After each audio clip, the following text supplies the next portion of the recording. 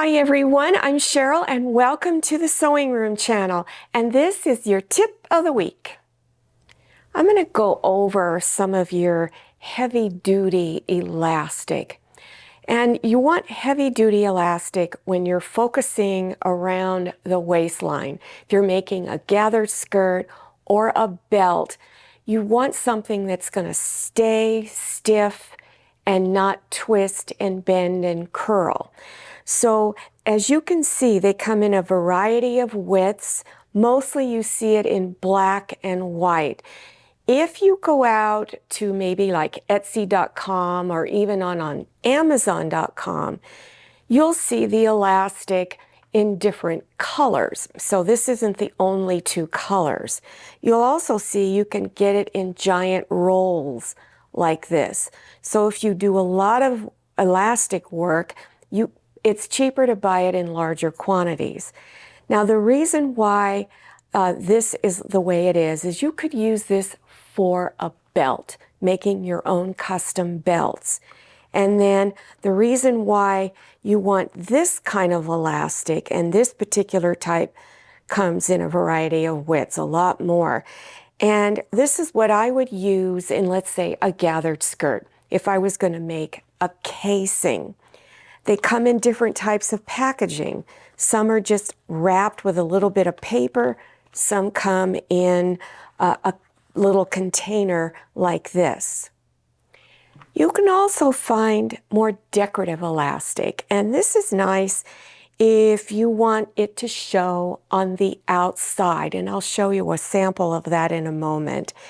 And this I got off the internet. This is silver metallic, and this is gold metallic. It's very shiny. I also found this by Dritz. It's a narrower elastic. So let me show you an example of how you could use this. This is a circle skirt, and this is actually stitched on the top side of your fabric. It's also called right side. So I'm going to open this up so you can look at the underside. So here is where it's stitched on.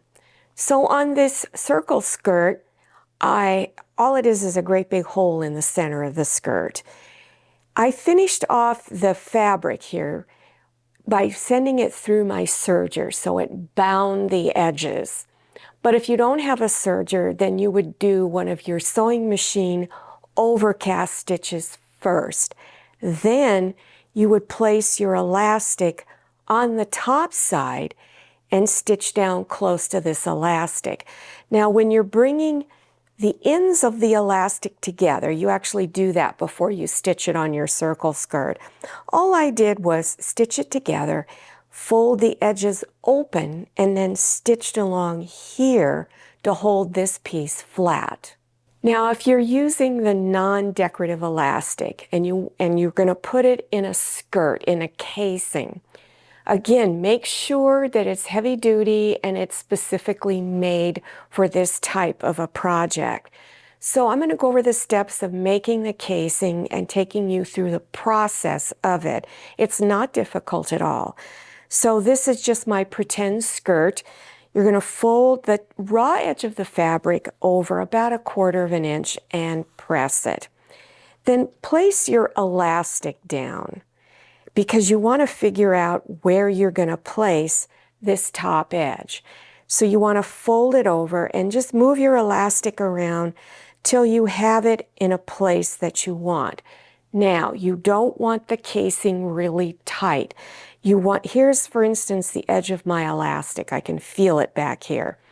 So you want to leave a little bit of space so that when you insert the elastic, it's easier and the fabric will spread out much nicer when you're wearing it. So you take your fabric after you've determined how wide you want it to be. Then, of course, place pins across all the way around the top edge of your skirt. Now you're going to leave a little hole that you're not going to stitch on. So you would, let's say, start here, back stitch, stitch all the way around the top edge of your skirt, and then I usually, here where I want to stop, I'll put 2 pins, and then back stitch here. Then take your elastic, put a safety pin at the end of the elastic and insert it in and feed it around through your casing. Then when this end of the elastic comes out and around, you still should have some of this sticking out. You always want to leave a little bit.